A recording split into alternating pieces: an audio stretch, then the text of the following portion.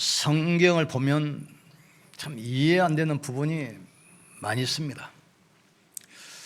어떤 사람은 헌금을 했는데 많은 축복을 받고, 어떤 사람은 헌금한 그것 때문에 망하는 사람도 있어요. 바나바와 아나니아 삽비라입니다. 어떤 사람은 성경 건축을 했는데 대대로 축복을 받고, 어떤 사람은 성경 건축했는데 그것 때문에 또 망해버려요. 다윗과 헤롯입니다. 어떤 사람은 직분을 맡아가지고 열심히 했는데 그 직분 때문에 축복을 받은 사람이 있고, 직분 때문에 또 망한 사람이 있어요. 빌립, 또 가룟 유다입니다. 기준이 뭡니까? 그 기준이 바로 복음입니다. 정말 우리가 복음을 알고 복음을 위해서 헌신하면 하나님께서는 반드시 응답하시게 되어 있습니다. 그런데 복음이 아니면 결국 자기하지 않아요. 내 이름을 위해서, 내 자리를 위해서, 내 명예를 위해서. 그러니까 헌신하고도 어려움이 와요. 하나님의 광야길을 갈 때에 처음 주신 말씀이 십계명 아닙니까? 1계명이 뭡니까? 왜 인생이 어렵고 고난이 계속 오는가? 그 원인을 말하는 것이 1계명입니다. 2계명은 뭐죠? 우상 숭배하고 귀신 섬기다가 완전히 망해버리는 사람들, 그 현장을 이야기하는 거예요. 3계명은 뭐죠? 실패하고 고통이 오는데 그걸 해결하지 못하니까 자꾸 속아서 종교에 빠진 사람들. 4계명은 뭡니까? 구원 받았는데도 왜 망하는가? 그게 안식의 축복, 예배의 축복을 놓쳐서 그렇습니다. 그래서 하나님과 관계가 회복되면 사람 관계 회복되게 돼 있어요. 이때부터 모든 삶이 회복됩니다. 그래서 신앙이 성장하고 응답받는 사람들 특징이 뭡니까? 예배 성공입니다. 그래서 우리가 첫째 할 것은 성막 짓는 그 일을 하나님은 축복하셨습니다. 하나님이 주신 그 축복을 지속하기 위해서 우리는 성막 중심으로 살아야 돼요. 하나님은 성막 안에 모든 축복을 다 모아놓으시고 성막으로 불렀어요. 구원을 설명하는 돌비, 하나님의 능력을 설명하는 만나 항아리, 영원한 배경, 이걸 설명하는 지팡이, 이걸 성막 안에 모아놓은 겁니다. 그래서 성전은 하늘 보좌와 통하는 곳입니다. 기록된 말씀이 살아있는 말씀으로 선포되는 것이 바로 교회예요. 그래서 주신 축복을 지속하는 것, 성전 중심이라고 해요. 성전 중심. 또 십계명의 비밀과 언약궤의 축복을 누리는 것이 바로 성전입니다. 너희 하나님 여호와를 섬기라. 그리하면 여호와가 너희의 양식과 물에 복을 내리고 너희 중에서 병을 제하리니 내 나라에 낙태하는 자가 없고 임신하지 못하는 자가 없을 것이다. 내가 너희 날수를 채우리라 약속했어요. 교회가 뭡니까? 하늘 보좌와 통하는 안테나입니다. 모든 축복을 담는 플랫폼이라 이 말이죠. 또 교회는 이 비밀을 깨닫고 헌신하는 사람들을 축복하는 것입니다. 그래서 광야길을 가는데 성막을 지어라. 또 바벨론 포로에서 기원할 때 제일 먼저 뭐라고 말씀하시죠? 성전을 재건해라. 아직 포로에서 오지도 않았는데, 우리나라가 6.25 때 북한 남침을 당해가지고 이제 부산만 남았잖아. 부산만. 낙동강만 넘으면 이제 우리나라가 없어지는 겁니다. 초대 대통령 이승만 대통령이 장로 아닙니까? 이승만 장로가 부탁을 했어요. 나라가 지금 위기 가운데 있습니다. 부산으로 피난 와서 내려와 계신 모든 목사님들, 장로님들, 나라를 위해서 기도해 주시라. 이때 소식을 듣고 부산에 피난 오는 장로 목사들이 초량교에 모여서 밤새도록 그날 나라를 위해서 기도했잖아요. 근데 어떤 일이 벌어졌습니까? 유엔 안보리 상임이사국위원회가 소집이 되는데 거기에 누가 들어있죠? 소련. 찬성하겠습니까? 우리나라에 파병하는 것을. 그런데 그 회의 소집은 그날 뉴욕에 있는 소련 대사가 그 회의장에 가다가 차가 펑크 나 버렸어요. 러시아어 시간에. 그걸 고쳐가지고 하니까 이미 회의 끝났어. 파병하기로. 16개 나라 우리나라 와서 도와가지고 이 나라가 지금 망하지 않고 서 있잖아요. 그 히스기야가 그 믿음이 좋은 사람, 좋은 왕인데 갑자기 아수르가 정예 병력 19만 8천 명을 가지고 쳐들어왔어요. 성을 딱 부여해가지고 6개월 동안 물, 식량 차단해 버리니까 이제 뭐 살 수 없는 시대 상황입니다. 심지어 아이를 막 삶아먹고 그랬잖아요. 그 히스기야가 사람을 보냅니다. 내가 잘못했다. 용서해달라. 소용이 없어요. 왕궁에 있는 많은 금을 모아가지고 뇌물작전합니다. 그래도 소용이 없어요. 할 수 없으니까 애굽에 원명을 요청하는데 애굽도 그 당시는 국력이 쇠약해 가기 때문에 도와줄 힘이 안 돼요. 인분이 쓰다가 안 되니까 선전 복음은 편지를 가지고 성전에 올라가서 편지를 펴놓고 하나님께 기도하잖아요. 만군의 여호와 하나님이여, 상천하지의 유일하신 하나님이여, 이 땅은 우리 조상 아브라함과 이삭과 야곱에게 그 후손에게 영원히 주시겠다고 약속했던 그 땅인데 이 땅을 빼앗으려고 산헤립이 아수르가 쳐들어왔습니다. 여인이 해산할 때가 됐는데 아이 낳을 힘이 없는 것처럼 우리는 아무 힘이 없습니다. 하나님만 바라봅니다.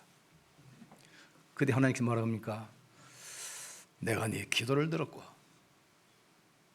네 눈물을 보았다. 그 아수르 군사는 내가 없애겠고 협박했던 산헤립은 고국으로 돌아가서 내가 없애겠다. 하나님께서 주의 천사를 보내사 그 밤에 아수르 군사 18만 5천 명을 쳤는데 아침에 가보니까 다 송장이었더라 그랬어요. 그 산헤립은 고국으로 돌아가서 자기 우상 앞에 예배하는 시간에 아들이 자기 아버지를 살해했어요. 하나님은 히스기야 왕이 성전에 가서 기도하는 그 시간에 전 목사 장로들이 교회에 모여서 기도하는 바로 그 시간에 하나님은 역사하셔요. 교회가 뭔가 하셔야 돼요. 교회는 하늘 보좌와 통하는 곳입니다. 살아계신 말씀이 선포되는 곳입니다. 성령이 역사하시는 곳입니다. 성삼위 하나님께서 임재하시는 곳이 바로 교회입니다. 그래서 교회를 위해서 건축하고 헌신할 때 하나님은 축복하시는 겁니다. 두 번째, 우리는 복음 때문에 성전을 지어야 돼요. 복음 없이 지은 교회는 반드시 망합니다. 헤롯 왕 아시죠? 원래 헤롯은 그 야곱 후손이 아닙니다. 에돔 족속 에서의 후손이요. 이 사람이 로마 황제에게 뇌물을 써가지고 이스라엘 왕이 돼가지고 왔어요. 그런데 정통성이 없는 사람이 왕이 되니까 이스라엘 백성들이 날 데모하고 반대하잖아요. 그러니까 이스라엘 백성들 환심을 사기 위해서 이스라엘 백성들이 가장 좋아하는 그 스룹바벨 제2성전 헐어버리고 46년 동안 엄청난 화려한 그 성전을 짓잖아요. 그 성전을 누가 예수님이 말하겠습니까? 돌 하나도 돌 위에 남지 않게 무너뜨리겠다. 결국 이스라엘은 로마에 망하고 성은 무너지고 로마의 속국이 되고 2000년 동안 나라 없이 전 세계를 방황합니다. 그러나 정말 복음 깨닫고 복음을 위해서 성전 지으면 하나님은 모든 축복을 다 부어주셔요. 역대상 29장 10절 14절 아닙니까? 다윗이 모든 성전 건축 준비해놓고 하나님께 기도하는 내용입니다. 상전하지의 유일하신 하나님, 하나님은 강하게도 하시고 부하게도 하시고 위에 있기도 하시고 아래 있기도 하시고 우리가 드린 성전 건축 재료 하나님이 주신 것에서 우리가 드렸을 뿐입니다. 천지에 있는 모든 것이 주님 것입니다. 다윗을 얼마나 축복하셨냐면 전무후무한 왕으로 세우셨어요. 전에도 이런 왕이 없었고 앞으로도 너 같은 왕이 안 올 것이다. 전무후무한 왕으로. 이런 축복 우리가 받아야 됩니다. 성전은 기독교의 핵심이고 신앙생활의 근본입니다. 그래서 제1성전이 솔로몬 성전입니다. 제2성전이 바벨론에서 나올 때 지었던 스룹바벨 성전. 스룹바벨이 지도자가 돼서 성전 세웠잖아요. 제3성전이 헤롯 성전. 헤롯 성전은 로마에 무너진 이후로 2000년 동안 지금도 회복 안 됐어요. 그 자리에 가면 모슬렘 사원이 서 있습니다. 그러니까 바깥 경비는 유대 군인들이 하는데 안에는 모슬렘 그 사제들이 그 관리를 하고 있어요. 그 벽에 보면은 그 통구 벽이라고 영화에 나오잖아요. 전 유대인들이 성교 순례할 때 거기다 손을 대고 막 눈물 흘리면서 기도하는 거예요. 그 돌틈에 보면은 막 종이 접어가지고 막 굽어놨잖아요. 여기서 기도하면 응답된다 해가지고 하나님은 분명히 돌 하나도 돌 위에 남지 않도록 하겠다 말씀하셨어요. 우리가 복음을 위해서 참된 성전 회복하도록 기도하기를 주 여러분을 축복합니다. 지금 미국을 세계 최대 강대국으로 만든 사람이 록펠러입니까? 너무 가난해가지고 초등학교 중퇴했어요. 부모에서 성경책 유산으로 받고 유언을 받았어요. 교회를 위해서는 모든 것을 앞장서 해라. 예배 40분 일어나가서 제일 앞에 앉아서 예배드려라. 목사님을 아버지로 섬겨라. 교회 일은 무조건 앞장서라. 그리고 성공하던 교회를 이어라. 미국에 약 한 3,000개 교회 세웠습니다. 종합대학이 45개. 미국에 있는 모든 국영업체, 대학 연구소 연구비, 지금도 록펠러 재단에서 연구비 나갑니다. 그 한 명 때문에. 예배를 통해서 237일 문 열리는 시간 되기를 주의 이름으로 축복합니다. 하나님의 능력을 체험하기를 주의 이름으로 축복합니다. 보호자의 축복을 체험하기를 주의 이름으로 축복합니다. 세 번째, 우리는 복음 전하는 교회를 남겨야 돼요. 원래 성전에는 세 가지 뜰이 있습니다. 이방인의 뜰, 나그네 뜰이라고 그러죠. 기도 뜰, 아이들의 뜰. 그러니까 이방인들도 와서 복음 듣고 병든 사람이 와서 기도하면서 치유받고 렘넌트들이 복음으로 자라서 세상으로 나가야 돼요. 그런데 유대인들이 그 뜰을 없애버린 거예요. 거기서 뭐 하죠? 짐승 팔고 돈 바꾸고 장사꾼 소굴로 만들었습니다. 예수님이 그걸 보시고 분해서 막 상을 엎으시면서 채찍으로 막 짐승을 쫓아내면서 뭐라 하겠습니까? 내 집은 만민이 기도하는 집이라 하였거늘 너희가 어찌하여 강도 소굴로 장사꾼 소굴로 만드느냐? 내가 돌 하나도 돌이 남지 않도록 영원히 무너뜨리겠다. 로마가 예루살렘 성을 정복할 때 유대인들이 성을 살면서 돌 사이에 금을 숨겨놨던 소문 나가지고 그 찾기 위해서 돌 하나도 돌 위에 남지 않도록 완전히 해체했습니다. 우리는 이방인들 다민족에 와서 예배하는 교회 만들어야 돼요. 몸이 아픈 사람들이 와서 기도하면서 집중하고 묵상하면서 힘을 얻고 치유받는 그 교회를 만들어야 돼요. 또 렘넌트들이 와서 복음 듣고 제자로 세워져서 2, 3주 살릴 수 있도록 그 교회를 만들어야 돼요. 예수님이 뭐라 하겠습니까? 마지막 물어보잖아요, 제자들에게. 3년 반 동안 훈련시키고 내일은 십자가 지시는 겁니다. 그 밤에 사람들이 나를 누구라 하느냐? 이때 제자들이 뭐라고 대답하죠? 세례요한 같다 합니다. 엘리야 같다 합니다. 에레미야 같다 합니다. 많은 선지자 중 하나 같다 합니다. 이때 베드로에게 물어봐요.